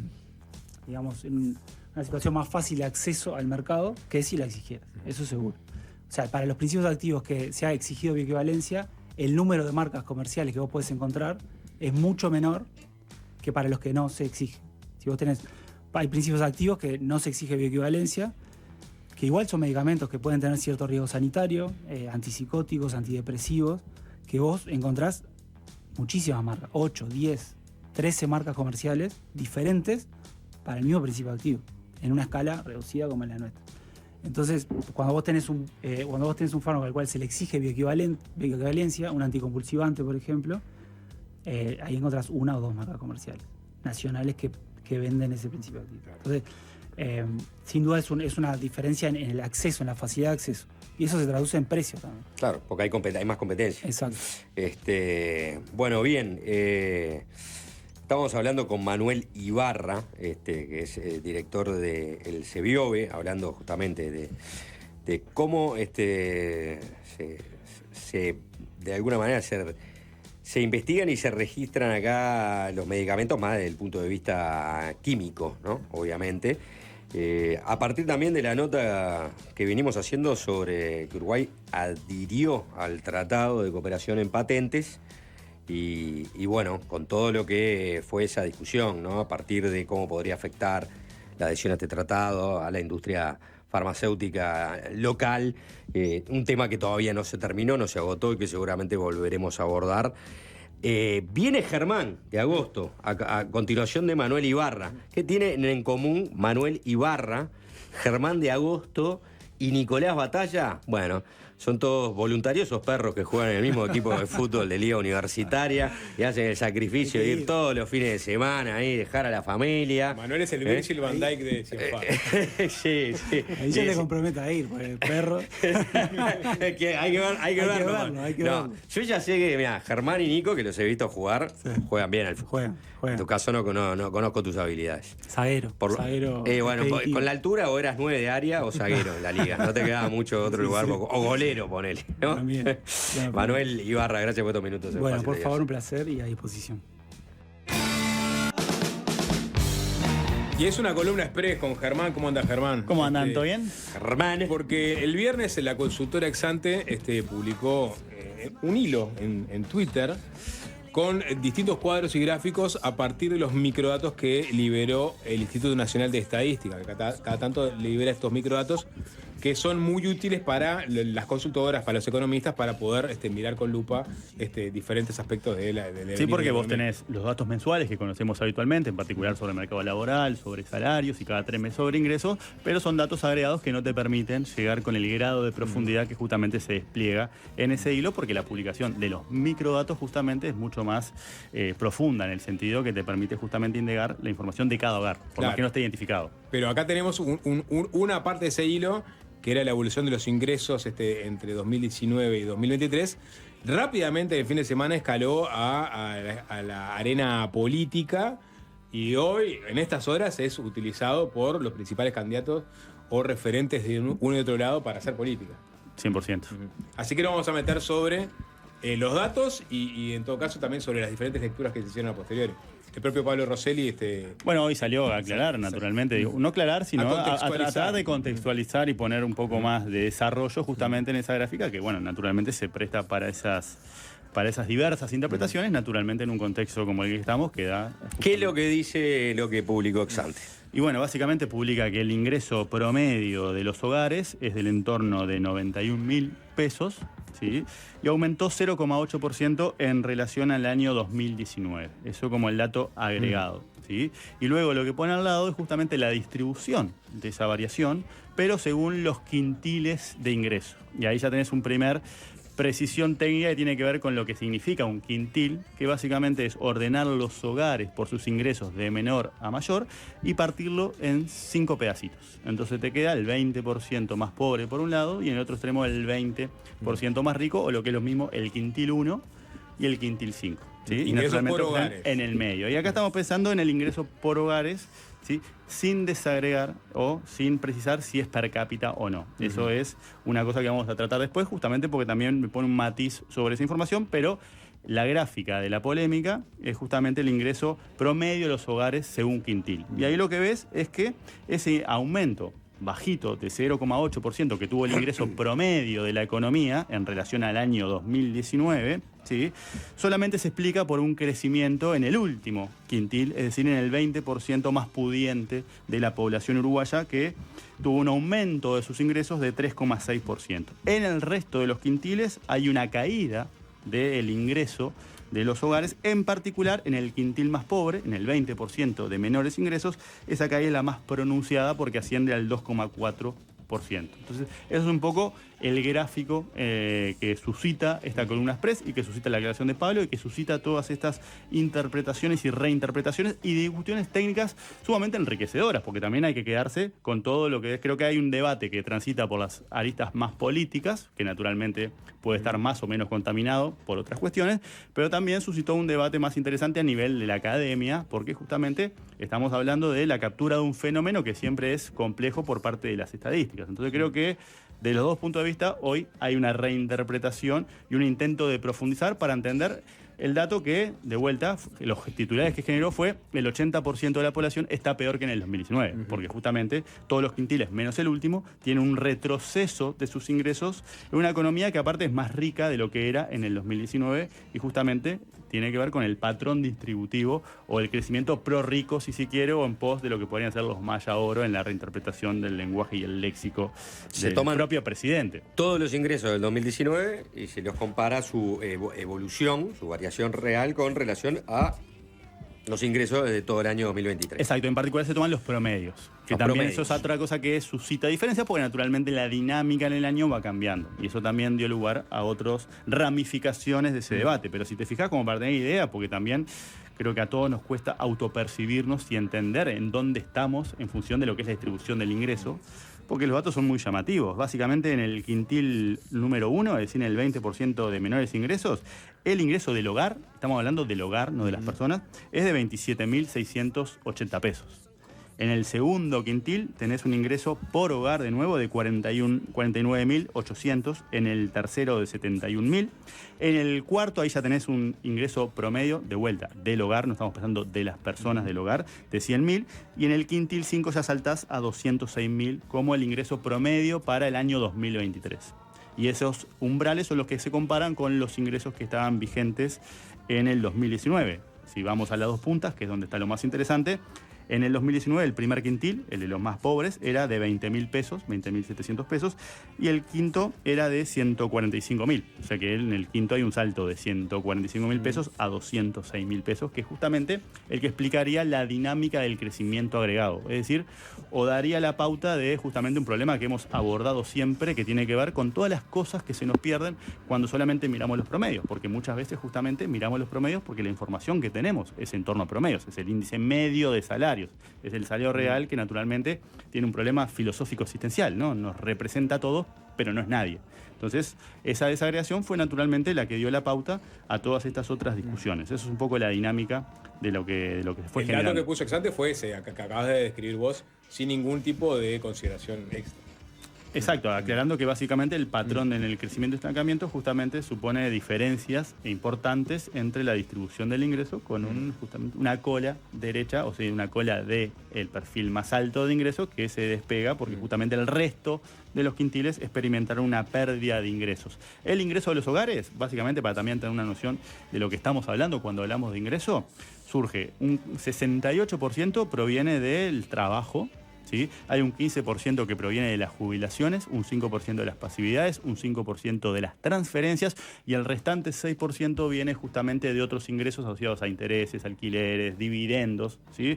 Eso es un poco lo que estamos pensando. Estamos pensando en cosas que exceden a los salarios. ¿Sí? Vos tenés una discusión asociada al aumento o a la recuperación salarial del poder de compra, ahí miramos salario real, otra dimensión asociada al aumento del empleo, ¿sí? Y otra dimensión asociada a los ingresos. Las tres son distintas cosas. Básicamente, cuando pensamos en ingreso, consideramos empleo y salarios y estas otras fuentes de ingreso que perciben los hogares. ¿Sí? Eso es un poco, básicamente, de lo que se está hablando. Otra cosa que decía Pablo es que, de alguna manera, el 2019 es una referencia mundial. Agarrás cualquier informe de cualquier organismo internacional o de cualquier país y las comparaciones más comunes y los índices en general se ponen en base 2019 porque justamente tuvimos un accidente excepcional en el 2020. Entonces, eso también lo aclara en el sentido, no hay una cuestión de hacer coincidir periodos electorales para tratar de inferir algún tipo de conclusión que haga. Él lo dijo en perspectiva de eso, pero también asumió que en Uruguay particularmente 2019 está asociado al último año de gobierno Frente Amplio. Por eso decía, en nuestro... Y en tiempos de campaña política... pasa lo que pasó hoy, naturalmente. ¿No? Entonces ahí vos ya tenés esa primera discusión sobre esa foto. Esa es la foto que genera todas las discusiones, ¿no? Luego, sobre esa discusión se empiezan a aparecer los matices. Bueno, ¿por qué el 2023? Son datos viejos, decía, por ejemplo, Agustín Iturralde, pero de alguna manera no son datos viejos, en tanto son los últimos datos que tenemos para poder hacer este tipo de análisis. Son los datos que se publicaron el mes pasado, con independencia de que se quede en 2023. Pero la información que tenemos que permite hacer esta distinción es la que se publicó el mes pasado, o sea que no son datos viejos, son los datos que vos tenés. Que se puede hipotetizar en relación a la dinámica más reciente, del ingreso, ¿no? Por lo que pasó en el 2024, ¿sí? No quiere decir que esto deje de ser cierto, o deje de ser válido, o esté justamente fundamentado en datos que son viejos, ¿sí? Es cierto que vos de ingresos conocés los datos de enero-marzo del 2024, pero los conocés en función de las publicaciones regulares del INE, que justamente no te permiten acceder a toda la riqueza que está porque no se publican los microdatos. Claro. O sea que es la última información con la cual es posible hacer ese análisis. O sea que ahí hay una primera línea que tiene que ver con el periodo que está tomando, ¿sí? Luego hay una segunda línea que tiene que ver con el hecho de decir, bueno, pero vos me estás tomando un promedio anual y la dinámica de año pueden ser muy distintas. Señala, entonces, siguiendo la lógica, que básicamente cuando vos comparás, por ejemplo, el primer trimestre del 2024, último dato que conocemos, sin la desagregación por quintiles, contra el último del 2019, prepandemia, hay un incremento del 7%. ¿Sí? Del ingreso a los hogares, que Agustín señala que naturalmente solamente puede ser posible si es generalizado. ¿Sí? Sobre esa discusión, Mauricio de Rosa, lo hemos entrevistado acá, especialista justamente en cuestiones de desigualdad, ¿no? Un tipo que estudió con Piketty en Francia, ¿sí? Señalaba que en realidad de alguna manera una variable como esta, con la variabilidad asociada que tiene, no podés comparar entre 2 trimestres, es problemático comparar entre 2 trimestres por más que sean iguales, y está mal técnicamente comparar entre 2 trimestres que no son iguales, como en este caso donde vos comparás un primer trimestre con un cuarto trimestre. ¿Por qué? Porque los trimestres son naturalmente distintos porque tienen distinta estacionalidad. O sea que de alguna manera ahí tenés otro matiz asociado a la periodicidad que se considera. El dato ex ante es anual y acá se introducen justamente consideraciones que hacen a las diferencias trimestrales. Y una segunda línea de precisiones técnicas para ambos lados tiene que ver con que la publicación de ex ante es justamente el ingreso promedio de los hogares. Y eso no está ajustado a la dimensión per cápita, y eso te cambia porque las composiciones en términos de los miembros del hogar no es igual. En particular, es muy distinta en el caso de los quintiles de ingreso más bajo. Entonces, cuando vos matizás el hecho de hacerlo per cápita, las conclusiones también varían un poco, aunque van en la misma dirección. Es decir, cuando vos tomás las dos puntas de la distribución, primer quintil contra el último quintil, ves una caída en el primero y un aumento en el segundo. ¿Sí? Los matices entran en el medio, es decir, en el restante 60% de la población. Ajá. Eso por hogares. Eso por hogares. Cuando vos haces per cápita, ahí lo que vos tenés es esa rescala, si querés, ¿no? O esa consideración que la composición en términos de miembro del hogar no es la misma. ¿Pero el INE tiene los microdatos per cápita? Bueno, en promedio no los tenés identificados por hogar, pero vos tenés por departamento, es parte de lo que pone ex ante en su hilo, si no sé si lo tenés a mano, Sapo, pero cuando vos ves en términos de promedio de la población es 2,8 miembros, si no estoy equivocado, y después te varía con departamentos. Bien. Pero ahí lo estás viendo, o por lo menos la desagregación que hizo, chequea que lo que estoy diciendo es real. Y no estoy confundiendo y cagando más las cosas. Sí. Pero cuando vos lo ves por quintiles no tenés esa información, o por lo menos no la tenés agregada en el hilo, justamente que es el que nos convoca, ¿no? Pero te estás dando con lo que... Dice, por otro lado, los microdatos nos permiten descomponer la fuente de ingresos de los hogares. En 2023 sus ingresos estaban esencialmente asociados a ingresos por trabajo y eran superiores en Montevideo que en el interior. Claro, Montevideo está como en 111.000, es muy distinto a los otros departamentos, pero yo te digo los miembros del hogar. Sí, estoy buscando acá, lo que estoy diciendo acá. Otra Vos cosa, seguí tranquilo que otra cosa interesante que dice Pablo Menezes Camargo, que también se sumó a la discusión, dice, bueno, básicamente tenemos que tener en cuenta la escala del hogar, justamente lo hace corrigiendo ese tipo de cosas. Para él, en sus cálculos, va siendo la lógica de los quintiles, esto es una sopa de conceptos, ¿no? Claro, pero no tenemos otra que entrar en esta sopa de conceptos. Claro, dice, bueno, a mí lo que me da con quintiles, seguimos para que sea comparable a lo ex ante, me da que el primer quintil la caída es de 4,6% y en el último el crecimiento de 5,8%. O sea que en los extremos tenés el mismo patrón acentuado. La caída es mayor que la que se desprende del hilo ex ante y el aumento es mayor. Sin embargo, la diferencia es que en el restante 60% que está en el medio hay un aumento del 6% del resto. Claro, ¿qué es un aumento, perdón? Del resto.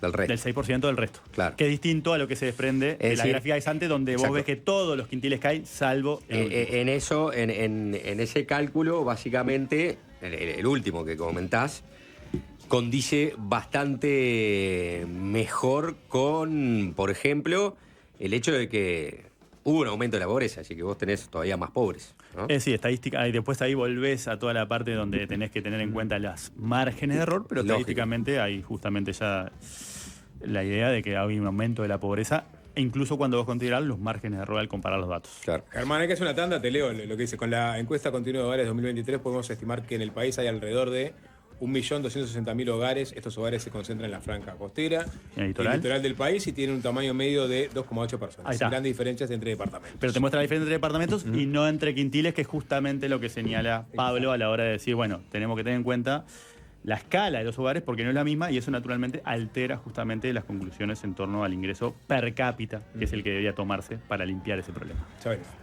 Paréntesis, porque tengo segunda edición de Leones y Corderos, una historia personal del pensamiento económico. ¿Escrito por qué? Por Germán de Agosto, segunda edición. ¿Y qué hizo el gran Germán de Agosto a modo de agradecimiento a los compradores que agotaron la primera edición? Trajo 2 ejemplares para sortear entre la audiencia.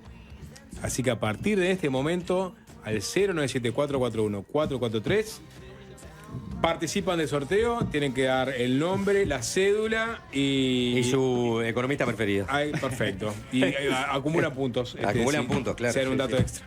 No vale Germán de Agosto, obviamente queda Excluido. exceptuado. Ujú. Pero bueno, después sí, cualquiera. Ahora sí, seguimos, Germán. Bueno, seguimos. Habíamos dicho que de alguna manera ya recorrimos un poquito lo que tenía que ver con la publicación y con el hecho del desarrollo de los quintiles, es decir, la partición en el 20%, pero volviendo a las ramificaciones que teníamos, en particular esta que sugiere Pablo Menese, tenía que ver con que puede ser más ilustrativo, en lugar de tomar 5 particiones de la población, de los hogares, ¿sí? Tomar 10. Y ahí es donde pasamos a hablar de deciles de ingreso. Y hace ese mismo ejercicio, entonces te queda el decil número 1, es decir, el 10% de los hogares de menores ingresos, y acá estamos hablando per cápita, por lo que habíamos dicho ante la tanda, con una caída de 4.4%. ¿Cuánto es, para tener una idea de orden de magnitud?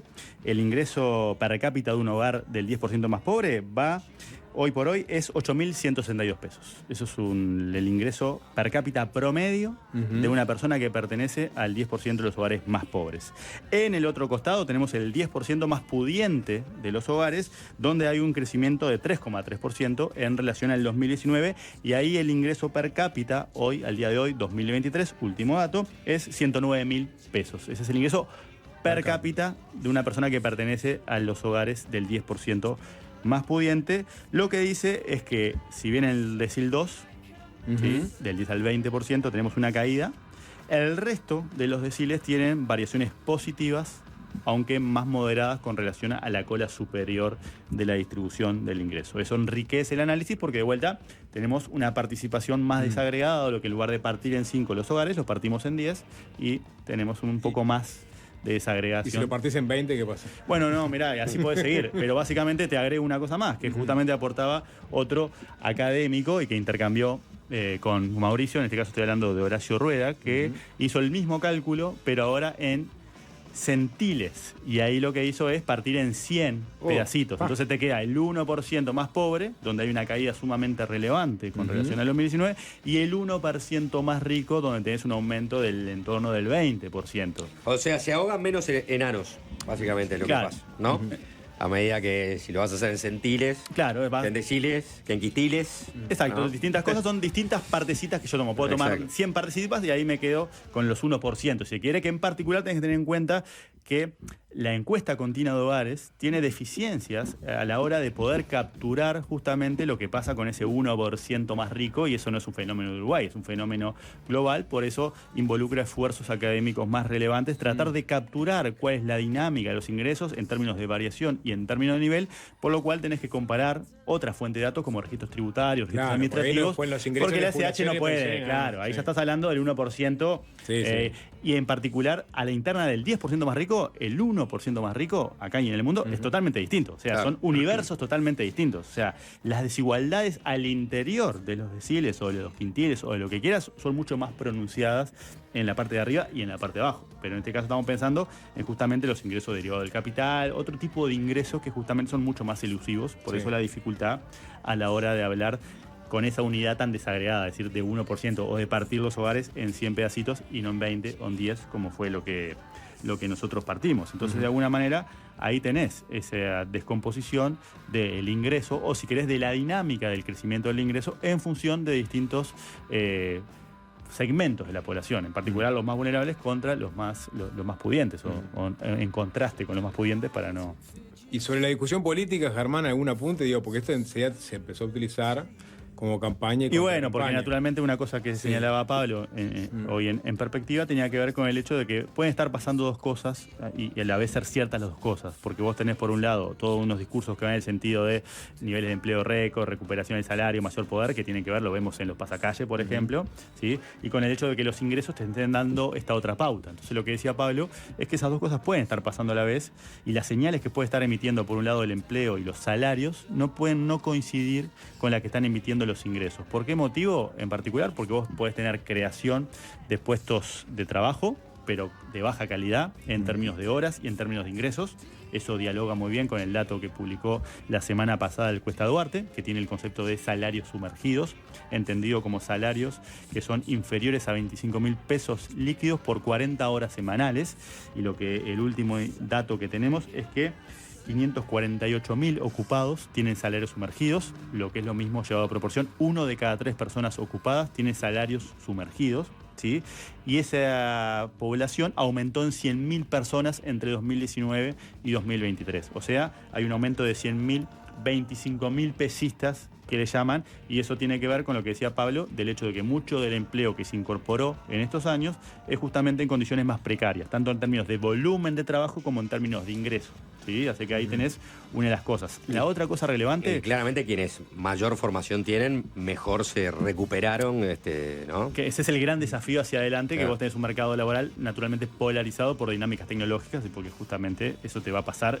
En ausencia de acciones más decididas, probablemente lo veas. De hecho, vos ya empezás a ver cómo se incrementan las brechas en desempleo, en empleo y actividad, cuando tomás la información desagregada por nivel educativo. Lógico. O sea, y también por edades, pensando que también los jóvenes tienen ese problema. O sea, que eso es un desafío a futuro importante, pero que ya se ven esas tendencias, o sea que por ahí tenés el tema. Y otro tema que decía Pablo, que es relevante, por más que también sea entreverado, creo que estamos acá justamente discutiendo, porque el tema es inherentemente entreverado, y es lo que decíamos con la composición del ingreso de los hogares. Vos tenés 68% del ingreso de un hogar, en promedio, está dada por su ingreso laboral, pero hay un 20% que tiene que ver con pasividades. Y la lógica de las pasividades es que se actualizan un año después. ¿Sí? Se actualiza justamente por los salarios. Entonces lo que no se está capturando, es decir, hay un 20% del ingreso de los hogares que está rezagado, es decir, que todavía no está recogiendo la recuperación de los salarios, y eso naturalmente abona la hipótesis de que vos, si tomás los microdatos del 2024, seguramente veas una conclusión distinta en torno al perfil redistributivo del crecimiento de la economía uruguaya. El tema es, ahí estaríamos especulando con algo que vamos a conocer dentro de 12 meses. Por eso también la discusión de que los datos son viejos. No son viejos, son los últimos datos que tenemos. Que no reflejen justamente lo que pasó en los últimos meses, bueno, es parte de las limitantes metodológicas que tenemos y es parte de lo que debería cambiar asumiendo esas dos cosas.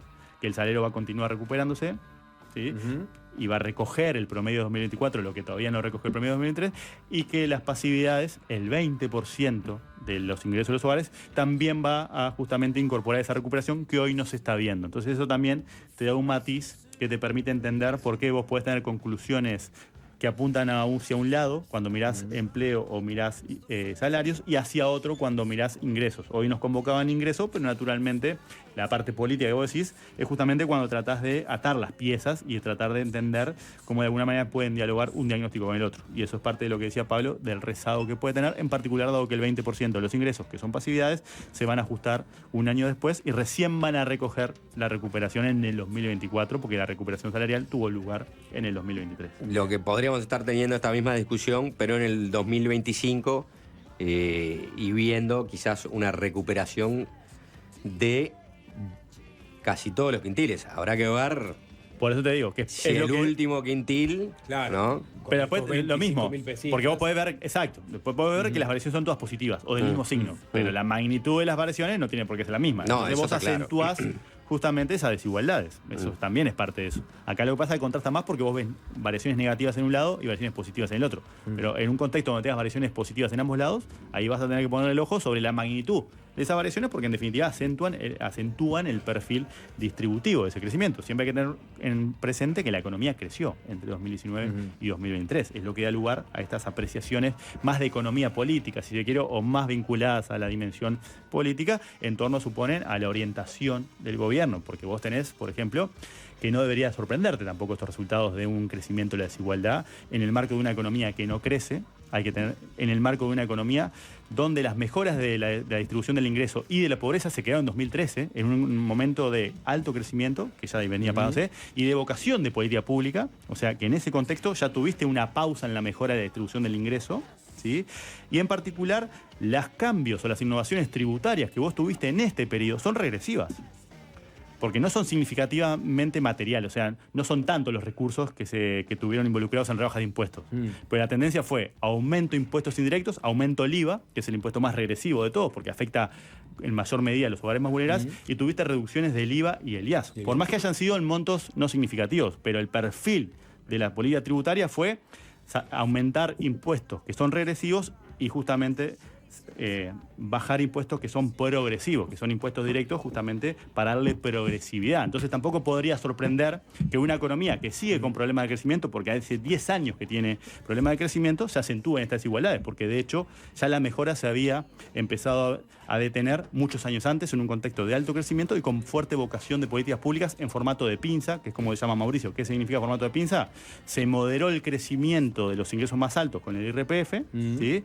Y se aumentó el ingreso más bajo a partir del salario mínimo y de los consejos, exacto, y las transferencias. O sea que incluso con esa vocación de pinza, incluso una economía que crecía, ya tenías resultados que te mostraron un estancamiento en la mejora de desigualdad.